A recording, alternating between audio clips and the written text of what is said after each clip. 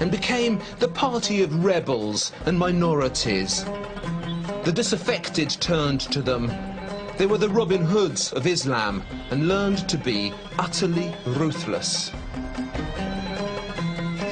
Fated to remain a minority in the early Islamic world, the Shiites only claimed one major territory for themselves, and that was here in Cairo when the Fatimids arrived.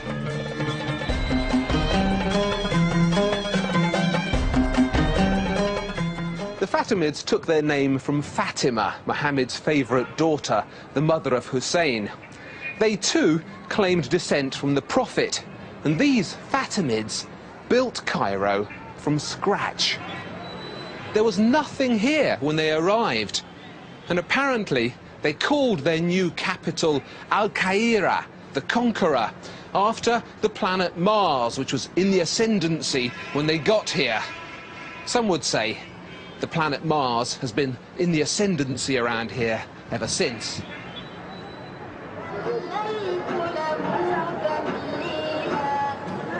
The Fatimids were a revolutionary force in Islamic art. They changed many things. Here at the Azhar Mosque, bang in the heart of Cairo, they built a cluster of colleges devoted to the pursuit of knowledge. It was the world's first university, founded in 972. Yes, 972. The Fatimids were particularly keen on education as a way of spreading the Shiite theology and gaining extra converts in secret. It's a different route to power, and some still employ it. See these arches? Keel-shaped they're called. Those were a Fatimid invention. Cairo is particularly good for arches. That mosque with the spiral minaret has pointed arches, superb pointed arches. They weren't an Islamic invention.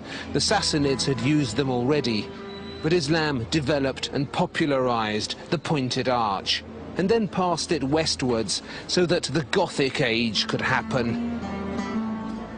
Gothic owes so much to Islam.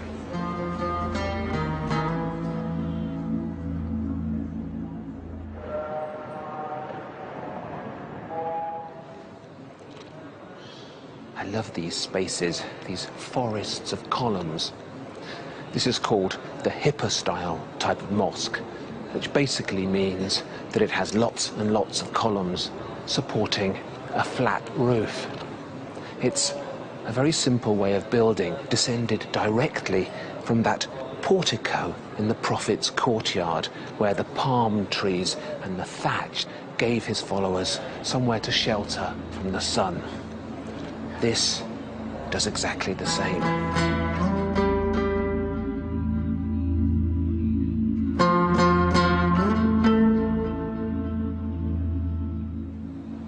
But see here, where the mihrab is, a small dome, a widening, because almost despite itself, Islam was developing a need to mark its most holy wall more grandly.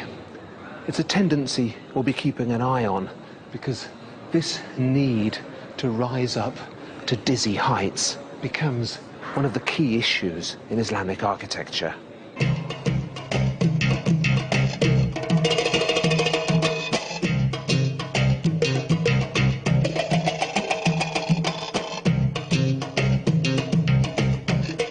Among the most famous of all Quranic verses is the one inscribed most often on mosque lamps. It's called the light verse, Surah 24:35. God is the light of heaven and earth. The similitude of his light is a niche in the wall. The glass appears as if it were a shining star.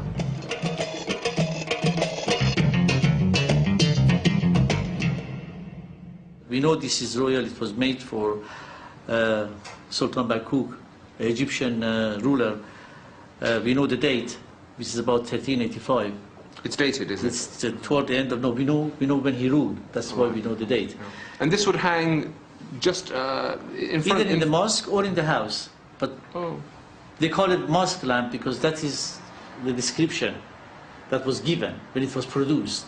But it didn't mean that it was specifically used in the mosque. It was probably was used in probably homes and palaces too. And then there were chains coming from here, holding this. And most of the time, they had a ball, which was like an ostrich egg, sitting on the top of the lamp. And there was always a question, how come they needed to have an ostrich-shaped glass bowl sitting between the chain that connected the lamp to the ceiling? And usually, obviously, they had candle inside.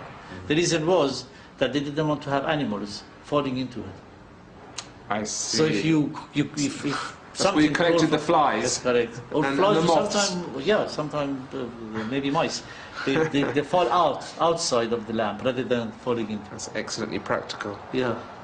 Can you imagine this, though, with a candle inside flickering? Thinking that this is almost 700 years old.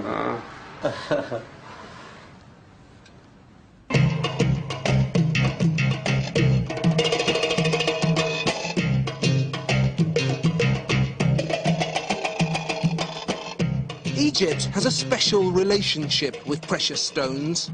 You know those stories of Cleopatra's fabulous emerald mines? Well, they're not stories. Cleopatra really did have fabulous emerald mines, and she was an ancient Egyptian connoisseur of the sparkling gemstone, as were the Fatimids. The most precious and magical of all Fatimid treasures were actually made from the most abundant mineral on Earth. Scientists, who have their own miraculous ways of calculating these things, tell us that 12% of the Earth's crust is made of quartz. And quartz, in its clearest form, is called rock crystal. They don't mine it around here anymore, but they used to. It was as common in the deserts of Egypt as sand. Actually, it basically was sand, silicon dioxide. But the craftsmen of the Fatimids worked great magic with rock crystal. They took blocks of it, much larger than this, and carved away the insides until the walls of their rock crystal ewers and drinking glasses were as thin as paper.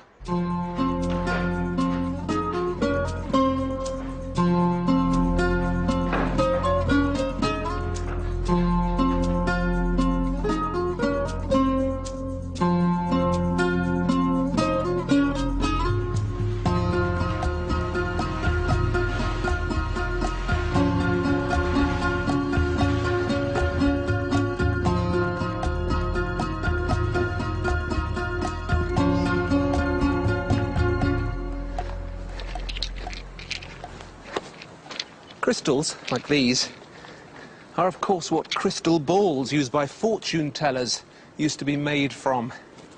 And crystals always had this otherworldly aspect. The actual word comes from the Greek kristallos, which means ice. And the ancients believed this really was divine ice, trapped in the mountains, waiting to be revealed. And all this superstitious history, this magic air, brought extra sparkle to the rock crystal masterpieces of the Fatimids. There's something else about rock crystal, something even more pertinent than its delicate beauty and its mystical air. According to the Quran, the goblets passed around among the faithful in paradise are also carved of rock crystal.